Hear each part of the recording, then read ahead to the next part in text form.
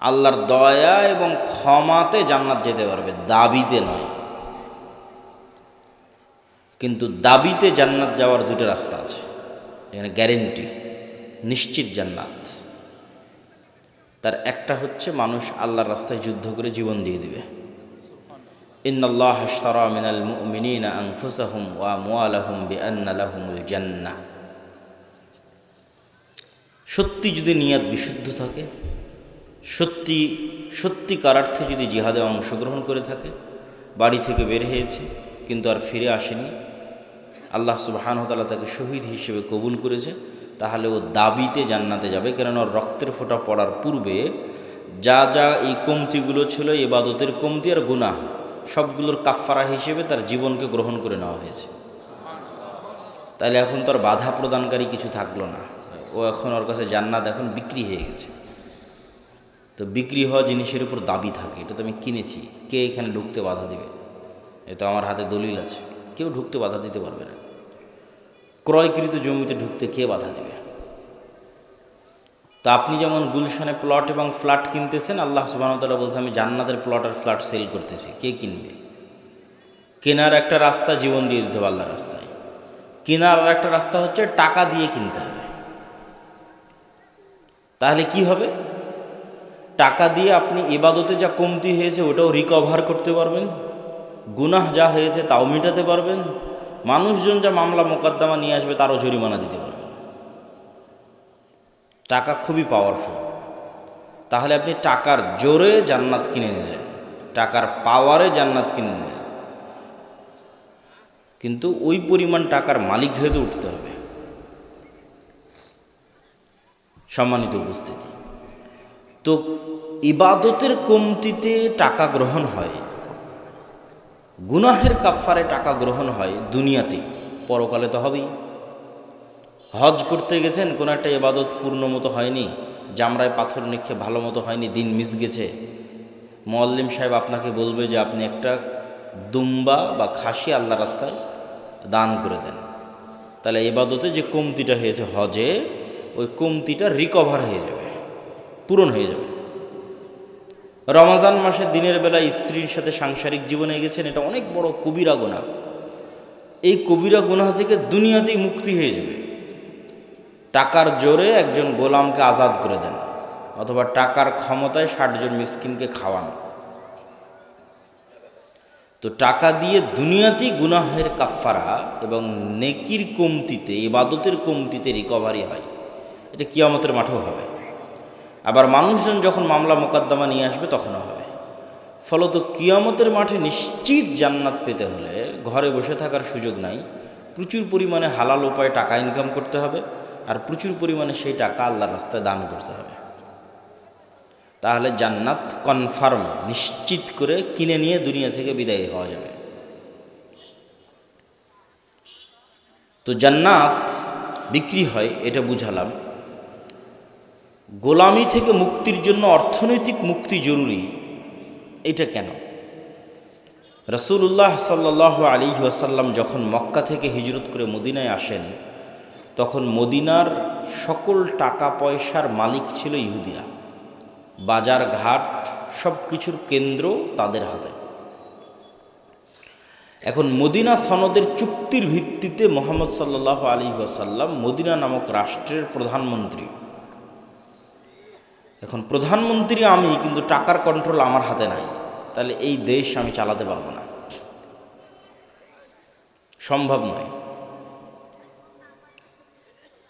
ওটাকে বলা হয় ঢাল নাই, তলোয়ার নাই, নিধিরাম সর্দার। নামকা অস্তে বসে আছে, কিন্তু ক্ষমতা প্রয়োগের মাধ্যম নাই। তো মুহাম্মদ সাল্লাল্লাহু আলাইহি ওয়াসাল্লাম খুব ভালোভাবে জানতেন যে মদিনার টাকার কন্ট্রোল যতক্ষণ আমার হাতে না আসবে, ততক্ষণ এই মদিনায় প্রকৃত শাসন তৈরি করা কঠিন আছে। ইহুদিদের কাছে নত থাকতে হবে। এই জন্য রাসূলুল্লাহ সাল্লাল্লাহু আলাইহি ওয়াসাল্লাম প্রথম আদেশেই আনসার এবং মুহাজিরদের মধ্যে মুআলাত, আল ওয়ালা, মুআলাতের সম্পর্ক তৈরি করে দিলেন, যে প্রত্যেক আনসার তার যা সম্পদ আছে সেটার একটা অংশ মুহাজিরদের দিয়ে দিবে। কারো 10টা উট থাকলে 5টা দিয়ে দিবে, কারো 10 বিঘা জমি থাকলে 5 বিঘা দিয়ে দিবে। কেন?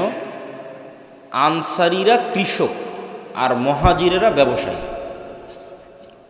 যারা মক্কা থেকে আল্লাহর নবীর সাথে এসেছে, এদের রক্তে ব্যবসা আছে। স্বয়ং রাসূল সাল্লাল্লাহু আলাইহি ওয়াসাল্লাম ব্যবসায়ী। তাহলে মদিনার টাকার কন্ট্রোল হাতে নিতে হলে ব্যবসা করা লাগবে, কৃষি কাজ করে হবে না। আর মদিনার আনসারীরা কৃষক, অতএব ওরা ওদের সম্পত্তি অর্ধেক অর্ধেক করে মুহাজিরদের বুঝিয়ে দিক, মুহাজিররা ওইটা নিয়ে ব্যবসা শুরু করবে। অল্প কয়েকদিনের মধ্যে মদিনার টাকার কন্ট্রোল চলে আসবে মুহাম্মদ সাল্লাল্লাহু আলাইহি ওয়াসাল্লামের সাহাবীদের হাতে। হলেও তাই। আল্লাহর নবীর জীবদ্দশাতে ওসমান বিন আফফান, আব্দুর রহমান বিন আউফ, জুবাইর ইবনুল আওয়াম এরা মদিনাতে কোটিপতি হয়ে গেল।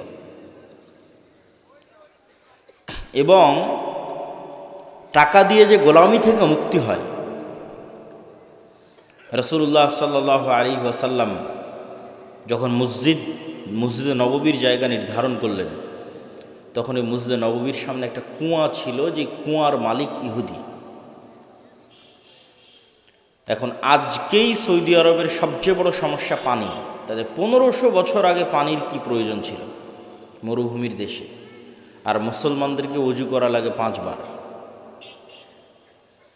তো মুহাম্মদ সাল্লাল্লাহু আলাইহি ওয়াসাল্লামকে ইহুদির কাছে নত হয়ে বলতে হবে, বাবা ইহুদি, আমার মুসলমানেরা তো উজু করবে, তো তোমার কুয়াটা একটু ব্যবহার করতে দিতে হবে, একটু দিবা। এই যে নত হওয়া, এই নত হওয়াটাই তো গোলামি।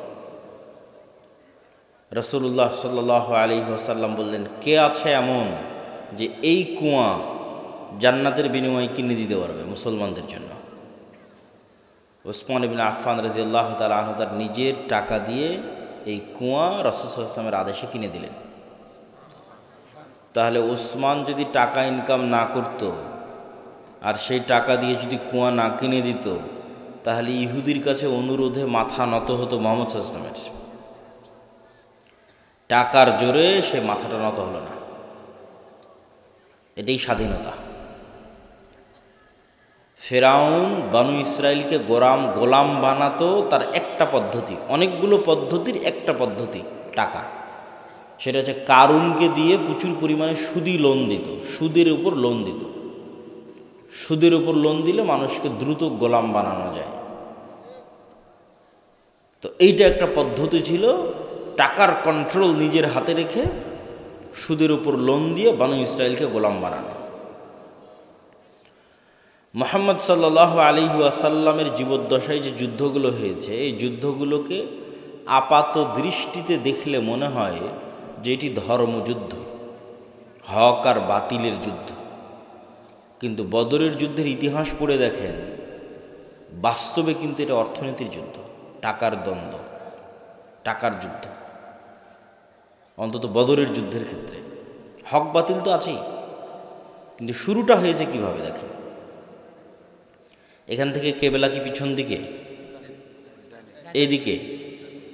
এখান থেকে যদি কেবলা এইদিকে হয়, তাহলে আমরা ধরে নিই এই যে এটা হচ্ছে মক্কা, এটা হচ্ছে মদিনা, আর এটা হচ্ছে সিরিয়া, বা আমি যে পারে বসে আছি এটা সিরিয়া, ফিলিস্তিন, জেরুজালেম।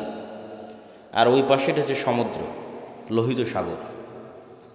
তো ওই মক্কা থেকে আদিকাল থেকে মানুষেরা ব্যবসা করার জন্য এই সিরিয়াতে আসতো, সমুদ্রের ধার দিয়ে, সাইড দিয়ে, কিনারা দিয়ে।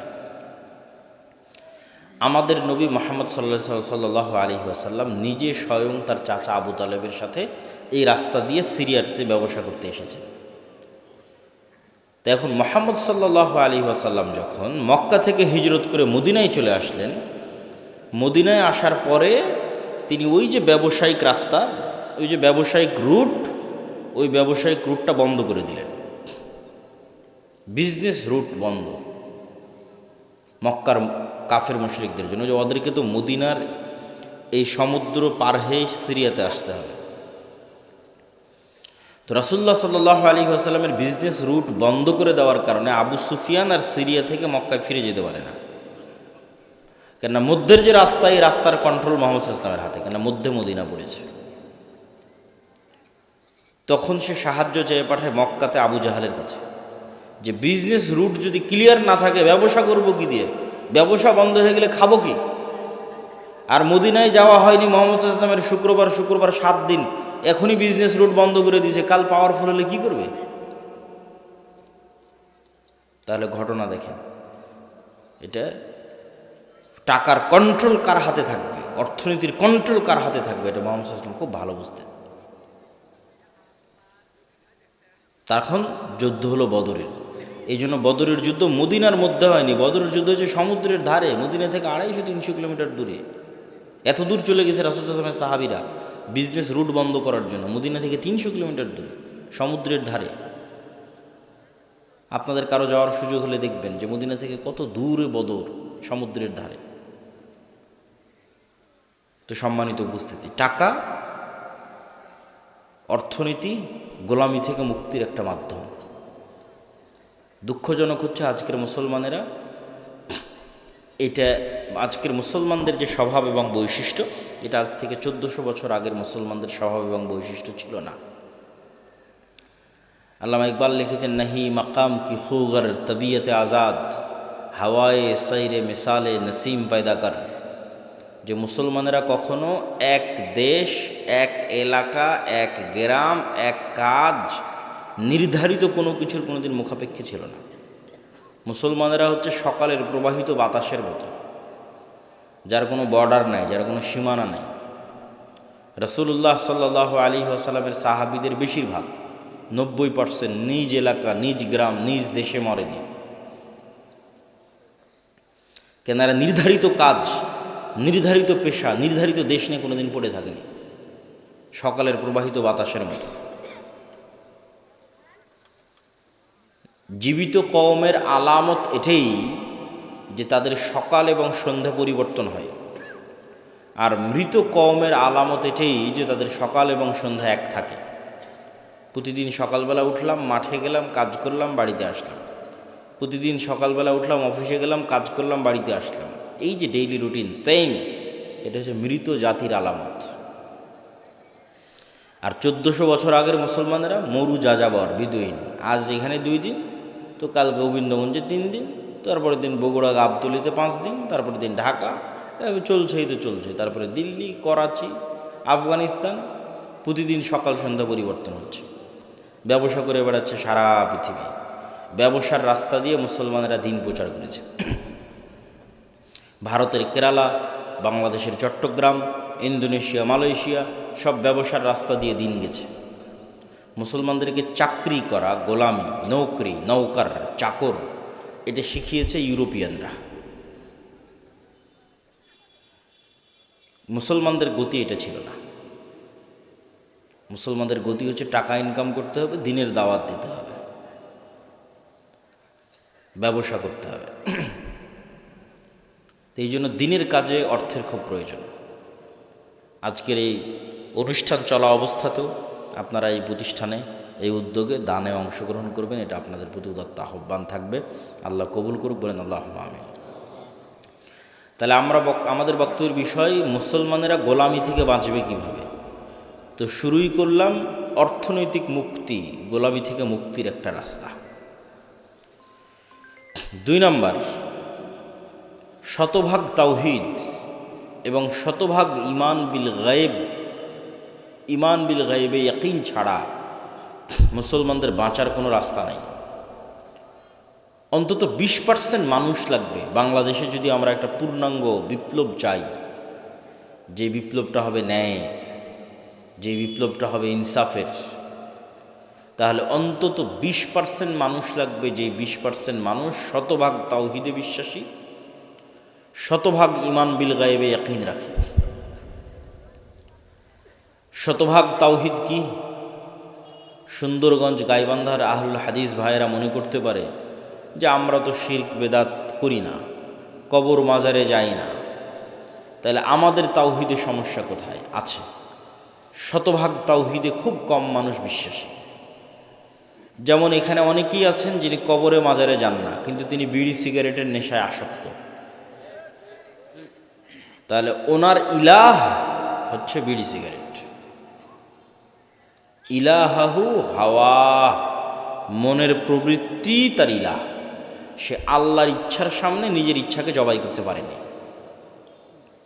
আল্লাহর চাওয়া, আল্লাহর আদেশের সামনে নিজেকে পরিপূর্ণ আত্মসমর্পণ করতে পারেনি। ये दौर अपने इब्राहिम की तलाश में है। আজকের যুগে মুসলমানদের মুক্তির রাস্তা হচ্ছে একজন ইব্রাহিম আলাইহিস সালাম লাগবে। মুসলমানদের মধ্যে ইব্রাহিম আলাইহিস সালাম নাই। ইব্রাহিম আলাইহিস সালাম মানে কি? শতভাগ তাওহীদ। তো মুসলমানদের মুক্তির রাস্তা ইব্রাহিম আলাইহিস সালামের মতো হতে হবে, শতভাগ তাওহীদপন্থী হতে হবে। আপনি টাকার জন্য, দুনিয়া এবং বস্তুবাদী চিন্তাধারার জন্য হালাল হারামের চিন্তা চেতনা বাদ দিয়ে দিয়েছেন, ক্ষমতার জন্য বাদ দিয়ে দিয়েছেন, নারীর জন্য বাদ দিয়ে দিয়েছেন, বিড়ি সিগারেট নেশার জন্য বাদ দিয়ে দিয়েছেন, তাহলে এগুলো প্রত্যেকটাই দাসত্বের জিনজির। এগুলো পূর্ণাঙ্গ তাওহীদের প্রমাণ বহন করে না। যখন আপনি সব কিছু থেকে মুক্ত, আপনার হৃদয়, আপনার কলব যখন টাকার প্রাধান্য থেকে মুক্ত, টাকার আধিপত্য থেকে মুক্ত, দুনিয়ার খ্যাতির নেশা থেকে মুক্ত, দুনিয়ার ক্ষমতার লোভ থেকে মুক্ত, নারীর নেশা থেকে মুক্ত, বিড়ি সিগারেট জুয়া ফ্রি ফায়ার পাবজি এগুলোর নেশা থেকে মুক্ত, এই কলব শুধু ওটাই পছন্দ করে যেটা আল্লাহ পছন্দ করে, শুধু ওটাই ভালোবাসে যেটা আল্লাহ ভালোবাসে, ওটাই করতে মনে চায় যেটা আল্লাহ সুবহানাহু ওয়া তাআলা বলেছেন, ওইটাকে ঘৃণা করে যেটাকে আল্লাহ সুবহানাহু ওয়া তাআলা ঘৃণা করেছেন। এইভাবে যখন ইব্রাহিম আলাইহিস সালাতু ওয়াস সালামের মতো হয়ে যাবে, এবার গোলামি থেকে মুক্তির রাস্তা শুরু হয়ে যাবে। রাষ্ট্র কিভাবে তৈরি হয়? ইবনু খালদুন লিখেছেন, রাষ্ট্রের অন্যতম একটা ভিত্তি হচ্ছে আসাবিয়া, কোনো নির্দিষ্ট একটা জিনিসের উপর কঠোরতা। পৃথিবীর সব রাষ্ট্র কোনো না কোনো একটা জিনিসের উপর কঠোর হওয়ার মাধ্যমে ওই রাষ্ট্র গড়ে উঠেছে। যেমন এখনকার যত নেতা দেখতে পাবেন বাংলাদেশের অথবা এরকম মুসলিম দেশের, সবার মুখে দেখবেন জিকির চলে, গণতন্ত্র গণতন্ত্র, আমরা গণতান্ত্রিক রাষ্ট্র তৈরি করব, গণতন্ত্রের জন্য আন্দোলন করেছি, গণতন্ত্রের জন্য জীবন দিয়েছি, গণতন্ত্রমুখ। তাহলে এই রাষ্ট্রটা তৈরি করা হচ্ছে গণতন্ত্রের উপরে, এটাই আসাবিয়া। ঠিক ভারতের ওদেরকে দেখবেন ওরা কিসের উপর রাষ্ট্র তৈরি? হিন্দুত্ববাদ, হিন্দুত্ববাদ, হিন্দুত্ববাদ, এইটাই ওদের আসাবিয়া। তো আপনি মুসলমানেরা ততক্ষণ পর্যন্ত স্বাধীন হতে পারবেন না যতক্ষণ না আপনি আপনার দিনের উপর কঠোর হতে পারবেন। এইটার উপর ভিত্তি করে রাষ্ট্র তৈরি হয়ে যাবে, আপনিও স্বাধীন হয়ে যাবেন, রাষ্ট্র স্বাধীন হয়ে যাবে। কিন্তু শতভাগ তাওহীদপন্থী হতে হবে, নিজের দিনের উপর কঠোর হতে হবে। নিজের দিন নিয়ে কোনো হীনম্মান্যতা থাকা যাবে না, যেমনটা ইহুদিদের মধ্যে কোনো হীনম্মান্যতা নাই, তাদের দিন নিয়ে তাদের মধ্যে কোনো হীনম্মান্যতা নাই। আপনাদের চেয়ে বেশি টুপি ইহুদিরা পরে, আপনাদের চেয়ে বেশি দাড়ি ইহুদিরা রাখে, শতকরা, সংখ্যায় নয়। মানে বাংলাদেশের 16 কোটি মুসলমান, তো 16 কোটি মুসলমানের কত কোটি দাড়ি রাখে, এটার পার্সেন্টেজ কত, সেই পার্সেন্টেজের কথা বলতেছি। এটা নয় যে না গুনলে তো দেখা যাবে যে 1 কোটি মানুষ দাড়ি রাখে, তো ইহুদির সংখ্যা তো 1 কোটি নয়, কিন্তু ইহুদির সংখ্যা যদি 10 লক্ষ হয় তো তার 9 লক্ষ দাড়ি রাখে। তাহলে বাংলাদেশের মুসলমানের সংখ্যা 16 কোটি হলে অন্তত 15 কোটিকে দাড়ি রাখতে হতো, তাহলে বোঝা যাবে যে আপনি ইহুদির চেয়ে বিজয়ী। তো ইহুদিরা ওদের দিনের উপর কঠোর, শতভাগ কঠোর। পৃথিবীর কে কি বললো সেটা নিয়ে পরোয়া করে না, কে সন্ত্রাসী বলবে, কে কি বলবে, এটার কোনো পরোয়া নেই। ওর ভাষা, ওর ল্যাঙ্গুয়েজ, ওর আদর্শ, ওর আকিদা, ওর দিনের উপর কঠোর হওয়ার মাধ্যমেই ওকে স্বাধীন হতে হবে, মুক্তি নিতে হবে, কোনো রাস্তা নেই। কিন্তু দুঃখজনক হচ্ছে যে আমরা মুসলমানেরা চিন্তা করি 47 এই দেশ তৈরি হলো ইসলামের উপর, ভারত তৈরি হলো সেকুলারিজমের উপর, আর সেই ভারতই 70 বছর পর কট্টর হিন্দুত্ববাদী হয়ে গেল। আর 70 বছর পর আমরা কি বলছি? আমরা সেকুলার, আমরা ধর্মনিরপেক্ষ, আমি অনেক ভালো, আমি মৌলবাদের সাথে নাই, আমি ইসলামের সাথে নাই। এটাই তো দাসত্ব, এটাই তো গোলামি। এই জন্য শতভাগ তাওহীদ ছাড়া, শতভাগ নিজের দিনের উপর কঠোর হওয়া ছাড়া গোলামি থেকে মুক্তির কোনো রাস্তা নেই। পয়েন্ট নাম্বার 2, ঈমান বিল গায়বে ইয়াকিন। ঈমান বিল গায়বে ইয়াকিনের মাধ্যমে গোলামি থেকে মুক্তির রাস্তা আছে। কিভাবে?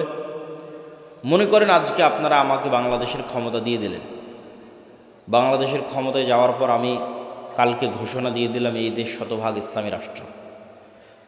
ঘোষণা দেওয়ার 1 সেকেন্ডের মধ্যে ভারত এবং আমেরিকা বাংলাদেশকে বয়কট করবে অর্থনৈতিকভাবে।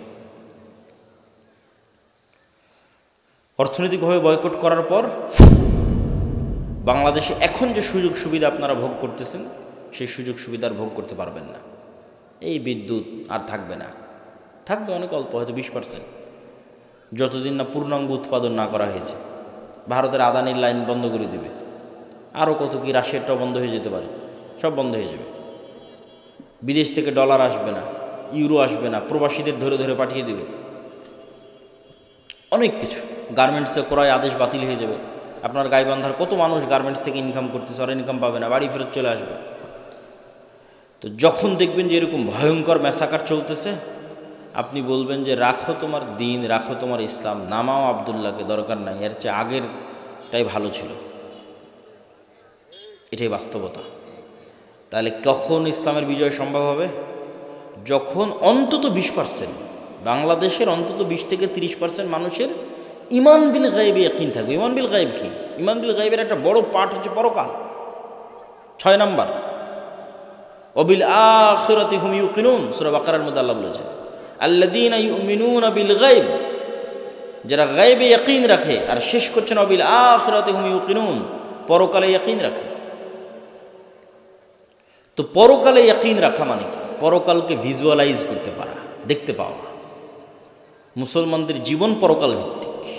পরকালকে যতক্ষণ আপনি চোখ বন্ধ করে দেখতে না পাবেন, বারজাখী জীবনকে যতক্ষণ দেখতে না পারবেন, ততক্ষণ আপনি এই দুনিয়ার মোহ থেকে বের হয়ে আসতে পারবেন না।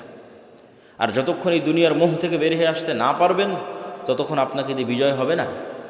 আল্লাহ সুবহানাহু ওয়া তাআলা কোরআন মাজিদে বলছেন, আম হাসিবতুম আন তাদখুলুল জান্নাহ ওয়ালাম্মা ইয়াতিকুম মাসালুল লাযীনা খালাউ মিন ক্বাবলিকুম মাসাতহুমুল বাসা ওয়াদ দাররা ওয়াজুলজিলু হাত্তা ইয়াকুলার রাসূলু ওয়াল্লাযীনা আমানু মাআহু মাতা নাসরুল্লাহ। জান্নাত কি তোমাদের মামার বাড়ি? জান্নাত কি তোমাদের নানির বাড়ি? এখন পর্যন্ত সেই জুলুম, সেই অত্যাচার সহ্য করলো না। যেই জুলুম, যে অত্যাচার তোমাদের পূর্বে যারা চলে গেছে তারা সহ্য করলো। তারা কি সহ্য করেছে? সূরা বুরুজে আল্লাহ বলছেন, ওয়ামা নাকামু মিনহুম ইল্লা ইউমিনু বিল্লাহিল আজিজিল হামিদ। পুরো একটা এলাকার মানুষকে আগুন জ্বালিয়ে পুড়িয়ে দেওয়া হচ্ছে, এবং ওই এলাকার মানুষেরা স্বেচ্ছায় আগুনের মধ্যে ঢুকে যাচ্ছে। তাদেরকে শর্ত দেওয়া হয়েছে, হয় ঈমান পরিত্যাগ করো, না হয় আগুন রেডি আছে। তাহলে একটা পুরো সুন্দরগঞ্জের সকল মানুষ স্বেচ্ছায় কিভাবে আগুনে পুড়ে মারা যেতে পারে? একটাই রাস্তা আছে। সুন্দরগঞ্জের মানুষ যেদিন দেখতে পাবে সামনে যে আগুনটা জ্বলতেছে, এটা জান্নাত। এটা কিসের আগুন? এটা জান্নাত।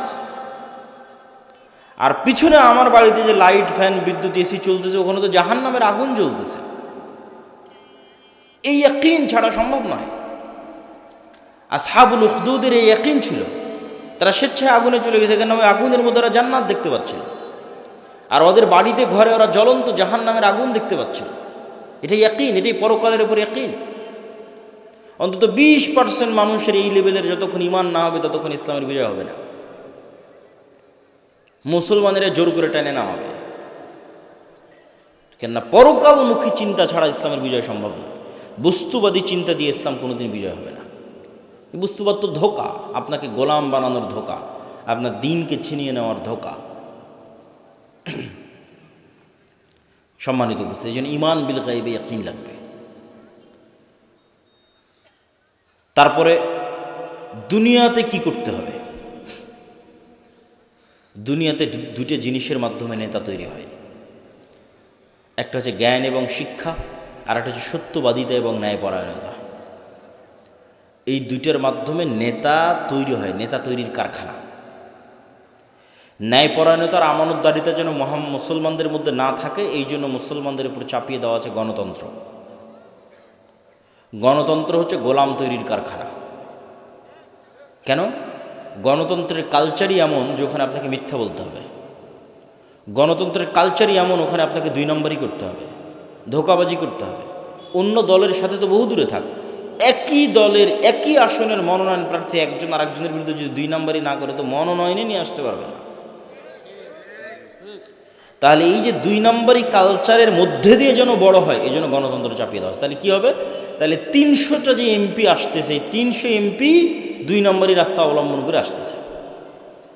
তাহলে এরা 300 জন আপনাদের কাছে এমপি, কিন্তু আল্লাহর কাছে গোলাম,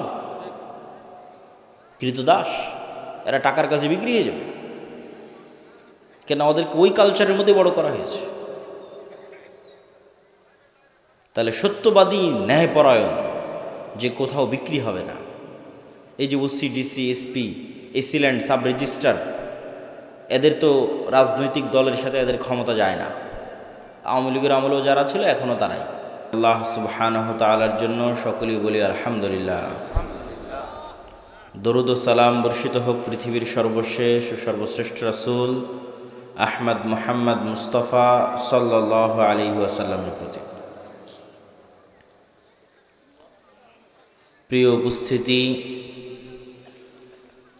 আজকে গাইবান্ধার সুন্দরগঞ্জে আয়োজিত এই সংক্ষিপ্ত অনুষ্ঠানে আমার সংক্ষিপ্ত বক্তব্যের বিষয়বস্তু মুসলমানদের গোলামি বা দাসত্ব থেকে মুক্তির উপায়। তবে তার পূর্বে, যেহেতু এখানে একটি দাওয়া সেন্টার, একটি মসজিদ এবং একটি মাদ্রাসা গড়ে তোলার পরিকল্পনা রয়েছে কর্তৃপক্ষের, যেই স্বপ্নকে সামনে রেখে তারা এই অনুষ্ঠানের আয়োজন করেছে, সেই স্বপ্ন পূরণের লক্ষ্যে তাদের অর্থনৈতিক সহযোগিতার প্রয়োজন। তো আমরা আমাদের আলোচনার শুরু করব অর্থনৈতিক মুক্তিও গোলামি বা দাসত্ব থেকে মুক্তির একটা মাধ্যম। অর্থনীতি বা টাকার কি প্রয়োজন দুনিয়াতে এবং পরকালে, সেই পয়েন্টটা দিয়ে আমরা ধীরে ধীরে অন্য পয়েন্টগুলোর দিকে এগিয়ে যাব ইনশাআল্লাহ। আমরা যেমন দুনিয়াতে বিপদে পড়লে টাকা দিয়ে বাঁচার চেষ্টা করি, কারো বিরুদ্ধে কেস, কোর্ট কাচারি, মামলা হলে তখন টাকার প্রয়োজন হয়। কেউ অ্যাক্সিডেন্ট করে মেডিকেল ক্লিনিকে গেলে টাকার প্রয়োজন হয়। একই অবস্থা মানুষের হবে কিয়ামতের মাঠে। কিয়ামতের মাঠেও মানুষ বিপদে পড়বে, তার বিরুদ্ধে মামলা, মোকদ্দমা, কেস চলবে। কিন্তু কিয়ামতের মাঠেও মানুষ টাকা দিয়ে বাঁচতে পারবে, জরিমানা দিয়ে বেঁচে যাবে। আপনার বিরুদ্ধে কেউ মামলা করেছে, জজ সাহেব যেমন আপনার জন্য জরিমানা নির্ধারণ করে দিয়ে বেঁচে গেলেন, এরকম কিয়ামতের মাঠেও আপনি যে কোনো মামলা টাকা দিয়ে বের হয়ে আসতে পারবেন। কিন্তু কিয়ামতের মাঠে ইনস্ট্যান্ট টাকা নেওয়ার কোনো সুযোগ নাই। দুনিয়া থেকেই কোটি কোটি টাকার মালিক কিয়ামতের মাঠে হয়ে উঠতে হবে।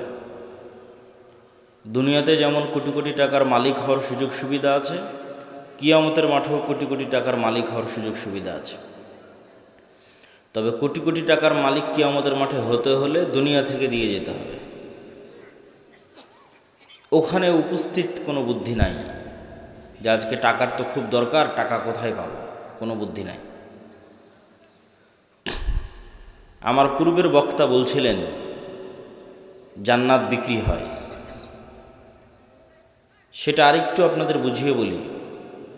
আপনাদের কেউ কি দাবি করতে পারবেন যে আমি আমার জীবনে এক ওয়াক্ত সালাতও কাজা করিনি, এক রাকাত সালাতও কোনো দিন ভুল পড়িনি, পুরো সালাতে সব সময় আল্লাহর কথাই স্মরণে রেখেছি, এরকম শতভাগ নিখুঁত সালাতের গ্যারেন্টি কেউ দিতে পারবেন?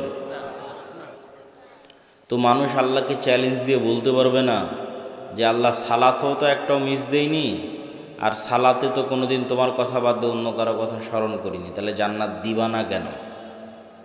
এই প্রশ্ন করার ক্ষমতা পৃথিবীর খুব কোনো মানুষের নাই বললেই চলে। যে সালাতের দিকে, ইবাদতের দিকে যদি কেউ ঠিক থাকে, আর একদিকে নাই, সেটা কি? গুনাহ মুক্ত থাকা। পৃথিবীর কোনো মানুষ দাবি করে বলতে পারবে না যে না আমি শতভাগ নিষ্পাপ।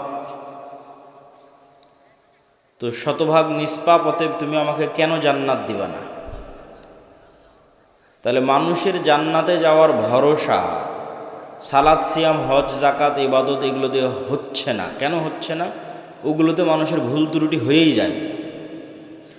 আর একটা কেন দিয়ে হচ্ছে না, একদিকে ইবাদতই ঠিক মতো করেনি, আর একদিকে গুনাহের বোঝা আছে।